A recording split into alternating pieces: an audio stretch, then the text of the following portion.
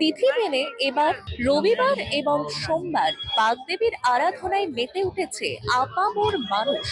সকাল থেকে শুরু করে বিভিন্ন জায়গায় জায়গায় দেখা যাচ্ছে প্রতিমা কেনার ছবি, এবং তার সঙ্গে সঙ্গে বিভিন্ন বাড়িতে বাড়িতে পাড়া কিংবা শিক্ষা প্রতিষ্ঠান কিংবা স্কুল কলেজ সবখানেতেই কিন্তু দেখা যাচ্ছে সরস্বতী পুজো।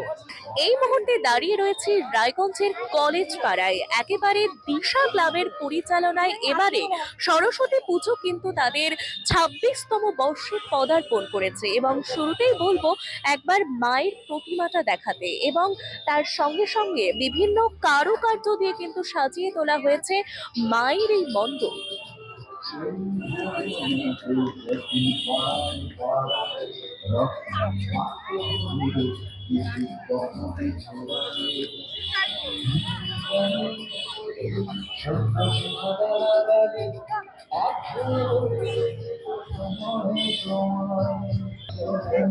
বিভিন্ন রকমের সুতো দিয়ে কিন্তু বিভিন্ন ডিজাইন করে সাজিয়ে তোলা হয়েছে এখানকার এই মণ্ডপ।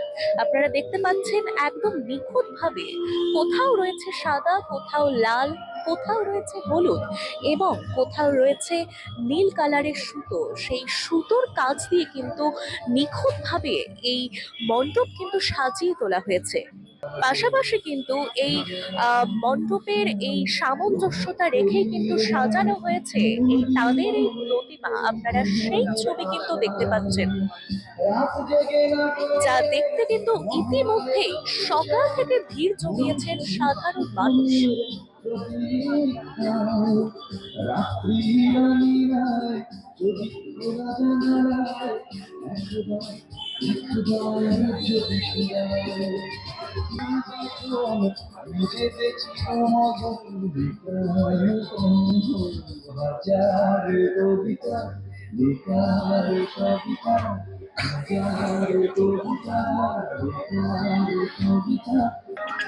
সকাল থেকে কি প্ল্যান রয়েছে? সকাল থেকে প্ল্যান বলতে বাড়িতে পুজো, তারপর বন্ধুদের সাথে ঘোরা। কি শুধুমাত্র কি বন্ধুদের সাথে ঘোরা আড্ডা হয়, নাকি ফ্যামিলিদের সাথেও বেরোনো হয়? ফ্যামিলিদের সাথে, হ্যাঁ অবভিয়াসলি। একদিন বন্ধু একদিন ফ্যামিলি, এবার দুদিন পড়ছে। এই মুহূর্তে পুজো উদ্যোক্তাদের সাথে কথা বলে নেব, আসুন। বলছি দাদা, আপনার নাম? আমার নাম প্রদীপ্ত সরকার। এই বছর কততম বর্ষে পদার্পণ করলো? ২৬তম বর্ষে পদার্পণ করেছে। এর আগেবার আমাদের সিলভার জুবলি ছিল। আপনাদের কি কি কর্মসূচি রয়েছে? আমাদের কর্মসূচি আজকে তো আমাদের পুজো মানে আজকে হচ্ছে, কালকে মর্নিংয়ে ৮টার মধ্যে সরস্বতী পুজো আমাদের হবে। আর এদিকে কালকে আমাদের একটা মিউজিক্যাল কনসার্ট আছে।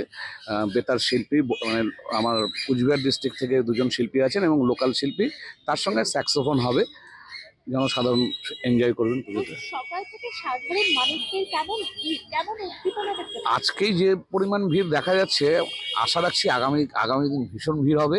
এবং আমরা দর্শকদের, আজকাল সেলফি জোন একটা ভীষণ ফ্যাক্টর, আমরা গ্রাউন্ডে সেলফি জোন করেছি ওদিকে, তো কালকে ওটা চালু হয়ে যাবে। আশা করি কালকে তো সারা দিন কেন, রাত্রি ১১টা অবধি প্রচণ্ড পরিমাণ দর্শক থাকবে।